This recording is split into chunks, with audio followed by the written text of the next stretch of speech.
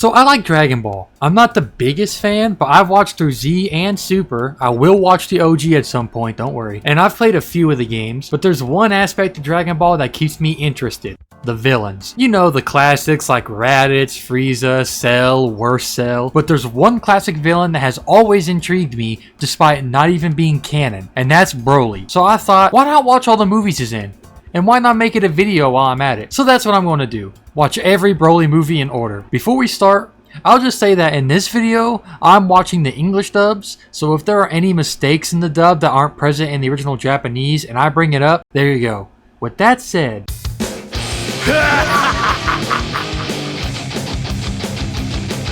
The movie starts with an ominous monologue from King Kai about the destruction of the Southern Galaxy. We then move on to Goku and Chi-Chi on their way to an interview to get Gohan into a good school. During this, everyone else is at a picnic and future Trunks is here too for some reason, so apparently this movie takes place in the 10 days leading up to the Cell games and that's why Trunks is here, but it's not canon anyways, so who cares. A giant spaceship just rolls up out of nowhere and unloads a bunch of guys. The guy leading these other guys is Paragus, another Saiyan. Paragus says that he came in order to offer Vegeta the throne on the new planet Vegeta that he is creating. Vegeta just walks away, but when Paragus tells Vegeta about how they need him to stop the legendary Super Saiyan from destroying everything, he stops and decides to go to the new planet Vegeta. Trunks tries to tell Vegeta that this is very clearly a trap, but Vegeta ignores him. Paragus says that Trunks is welcome to join them too, as he's also Saiyan royalty. Oh, and drunk Roshi gets Gohan, Krillin, and Oolong to accidentally get on the ship too. King Kai interrupts the interview that Goku and Chi-Chi are at by telepathically telling Goku to come over to his house right away. King Kai warns Goku that the legendary Super Saiyan has destroyed the entire Southern Galaxy and will move on to the one they're in next. Goku tries to use instant transmission to find the legendary Super Saiyan, but he's too late.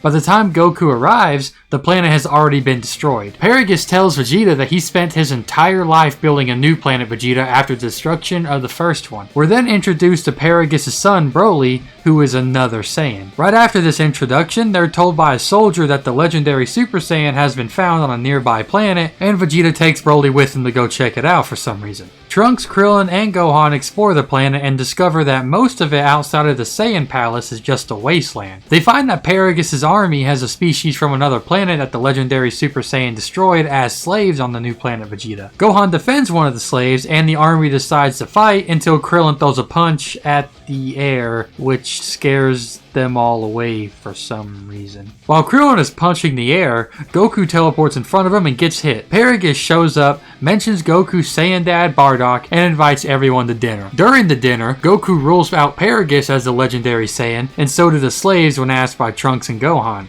Trunks says that it can't possibly be Broly because he's a twig, even though his body shape is basically the exact same as Goku's but taller. While Vegeta, Paragus, and Broly are talking about finding the Saiyan, they walk past Goku. Broly starts to stare at Goku intensely and he starts to freak out. Paragus uses this remote he has to control Broly to make him calm down, and Broly does. Paragus has a test ran on the remote to see if it's still working correctly because he had more trouble than usual forcing Broly to calm down. Purple Krang here says it's fine, but Paragus says to fix it anyways. We get a flashback of a younger Broly destroying a city in one blast and laughing maniacally while Paragus looks on in shock, and Paragus trying to calm Broly down and Broly attacking him. Paragus was scared of Broly's strength, so he decided to do something about it. He had a remote made for a crown that when put on Broly would control him. We get another flashback of Broly next to Goku the day they were born, crying his eyes out. We come back to the present day and Broly attacks Goku in the middle of the night. Goku tries to talk with Broly and get him to stop, but Broly doesn't respond as he just keeps attacking Goku. When Goku finally hits Broly, Broly just smiles and licks the blood, which freaks Goku out. The next hit Goku lands doesn't hurt Broly, but it makes him get really angry. Goku realizes that the energy Broly is giving off feels the same as the energy of the legendary Super Saiyan. The fighting eventually wakes up Paragus, who forces Broly to calm down. The next day, Vegeta is fed up with waiting on the legendary Super Saiyan, so he decides to leave the planet. Paragus tries to get him to stay by telling him they need just one more day to locate the legendary Saiyan. Goku isn't far ahead of everyone, and when Broly senses Goku, he starts to freak out. Goku tells Vegeta that they be lying, bro. They already know where the Legendary Saiyan is, and it's Broly. Trunks then comes in and says that the new planet Vegeta is a fake and that the rest of the planet is mostly empty. The slaves see Broly and point at him in fear, and they confirm that he is the Legendary Super Saiyan. Paragus then finally reveals his master plan. He brought Vegeta to the fake planet Vegeta so that he would be killed by a comet that's coming to destroy the planet in order to make sure he can't be there to stop them from taking over Earth and making that the new planet Vegeta. Broly starts to approach Goku, but Vegeta wants to fight him in a 1v1. Vegeta attacks Broly, but Broly doesn't even blink at it. Paragus tries to get Broly to attack, but at this point it's too late. The crown Paragus was using to control Broly breaks, and Broly finally unleashes his true power. Vegeta senses this power and falls to his knees, absolutely flabbergasted and unable to comprehend the power Broly is giving off. Broly starts to beat the ever-living shit out of everybody except Vegeta, who is just breaking down at the sight of all Broly's power. Paragus starts to taunt Vegeta and reveals his true motive for bringing Vegeta to the planet: revenge. He says that King Vegeta tried to have Broly killed after he found out about how strong Broly was. Paragus obviously didn't take too kindly to his son being killed the day he was born, and King Vegeta decided to have him killed too. Broly and Paragus were just left to die, but Broly used his power to save them both. Oh, and this happened to be the same day that Planet Vegeta was destroyed. Paragus had devoted his life to getting revenge, but since King Vegeta died on Planet Vegeta, Vegeta would have to do. First of all, the fight isn't really a fight, it's more of Broly just absolutely clobbering everyone else. Oh, and Krillin, Roshi, and Oolong are there too. Oh, and so are the slaves. Roshi goes buff and starts doing this. Broly decides to taunt the slaves by destroying their planet in front of them and laughing about it. Then Roshi, Oolong, Krillin, and the slaves all leave.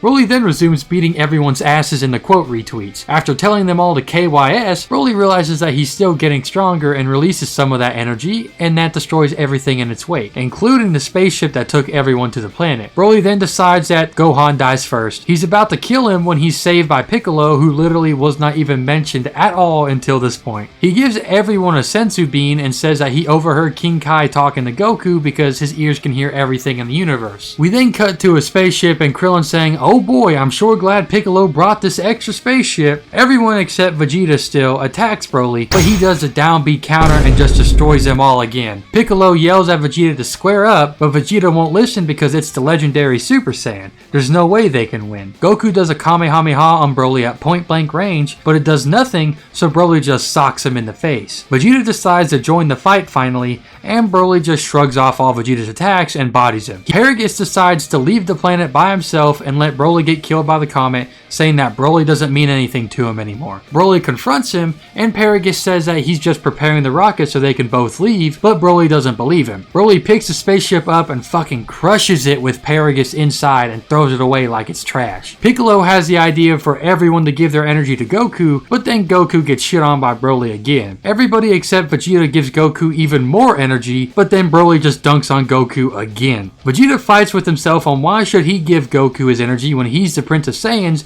and Goku ranks below him. Broly then starts to beat on Goku again, and Vegeta just decides to give his energy to Goku anyways. With this new energy, Goku can finally fight Broly. He catches a punch that Broly throws, and Broly all of a sudden starts shivering his timbers because of Goku's newfound power, and he asks where he got that power. Broly quickly gets over it and says that Goku can't defeat him no matter how much energy he absorbs, so I guess he was just pretending to have overheard Goku yelling. Goku punches Broly in the gut once, and Broly explodes. They all end up getting off the planet before it explodes through the use of a Capsule Corp spaceship, and Gohan and Goku return home to Chi-Chi.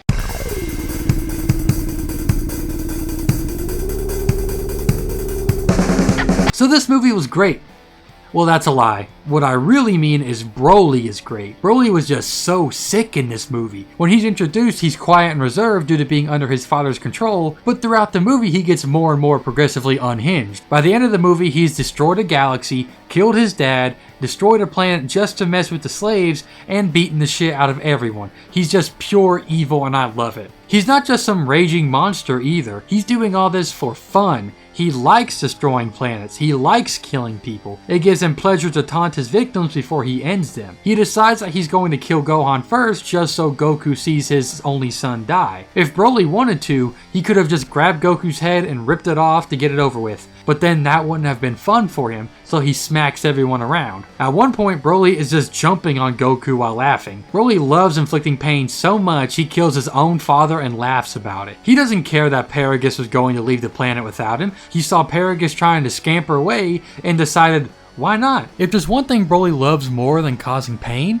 it's hating Goku. He's basically upset that as a baby, Goku cried a lot. I think the movie may have been implying that despite the fact that Broly was super impressive, he was ignored for Goku because Goku was just crying that much, but I don't know.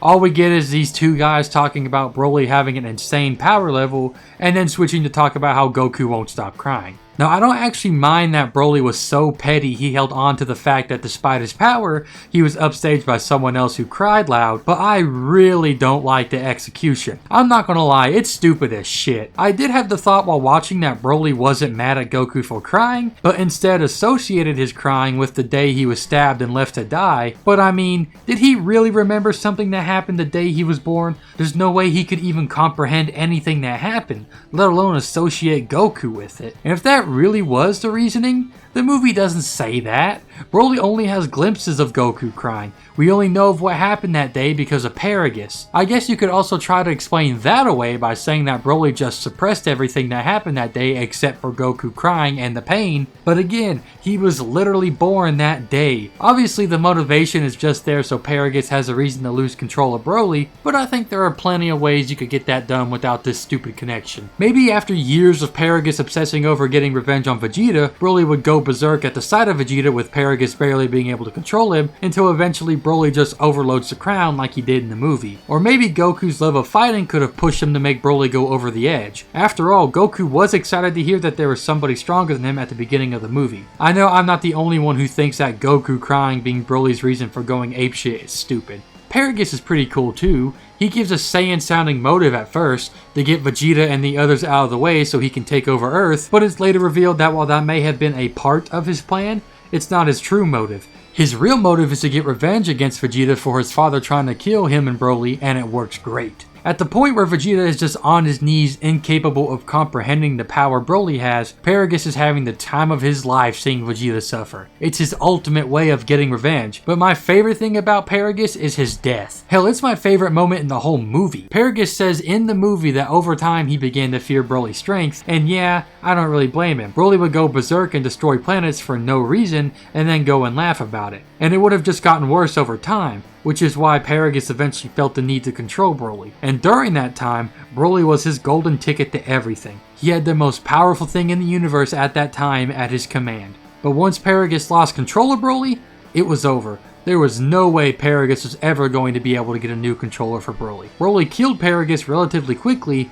and that's likely the closest thing to mercy Broly would ever do. Broly killing Paragus is him making sure he'll never go back to how he was while wearing the crown. He's making sure that he will forever stay the sadistic and powerful Saiyan he is. So Vegeta is just good old classic asshole Vegeta up until he learns that Broly is the Legendary Super Saiyan, at which point he breaks down due to the power that Broly has. He's the only one who has ever heard of the Legendary Super Saiyan, and from what he's learned, there's no point even trying. I know it might seem out of character for Vegeta, but I don't think so in this case. It's not like Vegeta was running away the whole time or he just went and hid somewhere. He has too much pride for that. He simply could not fathom Broly's strength and decided that it wasn't worth his time to fight a losing battle. And he was right! He gets taken out like 10 seconds after joining the fight. So Vegeta kinda goes through an arc. Kinda. And that arc is getting over hierarchy. Since Vegeta is the prince of all Saiyans, he should be the strongest. But he's not.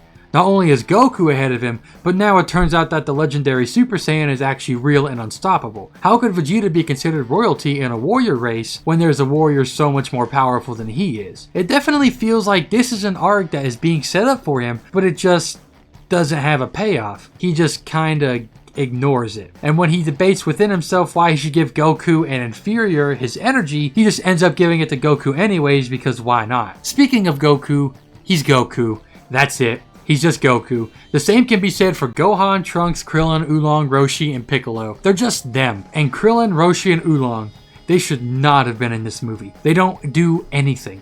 Roshi forces everybody to accidentally get on the ship and... Oh, and Roshi's hungover the whole time. And then they just get on the ship that Piccolo brought.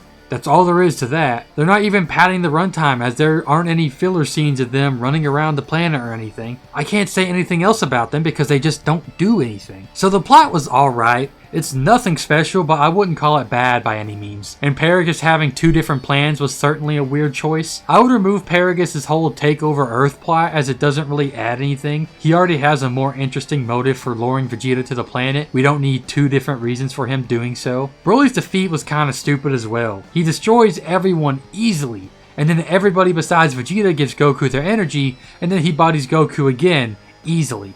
But then when Vegeta finally gives his energy, Goku can suddenly beat Broly in one punch. I mean, I know Goku transferred all the energy into Broly's body through the punch and overloaded him or whatever, but it definitely feels like they were rushing by this point and had to find a way for Broly to get defeated. He absolutely wrecked everyone throughout the movie, so the only way you could have him get defeated is through a buff. But like, it would have been more believable if every time Goku had received some energy, he slowly became more and more of a threat to Broly until Vegeta finally gives him the energy he needs to be able to put up a fight. But instead, he just gets his ass kicked over and over and then just instantly wins with one punch after Vegeta gave his energy. It's just a really anticlimactic way for such a cool villain to go out. But I mean, it's a Dragon Ball movie. Most people aren't watching this for the plot. This movie at the very least had an interesting one, so I'll give it that. The absolute worst thing you can do in a story is make it boring. Oh yeah, and the action. This movie has plenty of it. The entire second half of the movie is Broly just demolishing everyone, and it's fun to watch. The movie isn't that long, it's like an hour and 10 minutes total, but the movie doesn't feel like it's short. It takes its time within the first half, and the story is allowed to actually unfold until the second half where Broly steals the show. And there's not much more to say on the plot here. It's pretty simple, has some stupid stuff in it, but is overall still pretty enjoyable. So this is just a quick little mention, and I don't know if it's an English dub exclusive or something like I'm assuming it is, but the soundtrack in this movie is awesome. I mean, they got goddamn Tens by Pantera to play when Broly breaks his crown, and it actually works. I honestly don't think the movie would be the same if it had a completely original score over this. The rock music makes this movie stand out from the rest of the Dragon Ball series. Sadly, I can't play any of it for you because I'll get a copyright claim immediately, but you can easily find the scene with Broly going insane on YouTube. And that should be about it for this movie. I know I spent more time talking about Broly than anything else, but that's because Broly hard carries the movie. It is just so fun to watch Broly wreck everyone's shit, and his backstory, while stupid, is admittedly still pretty interesting. Paragus was a pretty cool villain as well, and his death was my favorite part of the movie. My least favorite aspect of the movie was the inclusion of Krillin, Roshi, and Oolong. Every time they were on screen after the picnic, I was just like, why are they showing me this? The only things they do in the plot can easily be replaced by another character. Roshi forcing Gohan to get on the ship could be changed to Paragus inviting Gohan because he senses that Gohan is another Saiyan. And that could also tie into his whole taking over Earth plot. But despite my problems with the movie, I enjoyed my time watching it. I'd say it's like the Venom movies. Not that great, but fun to watch. At the very least, this movie had an interesting plot, unlike the Venom movies.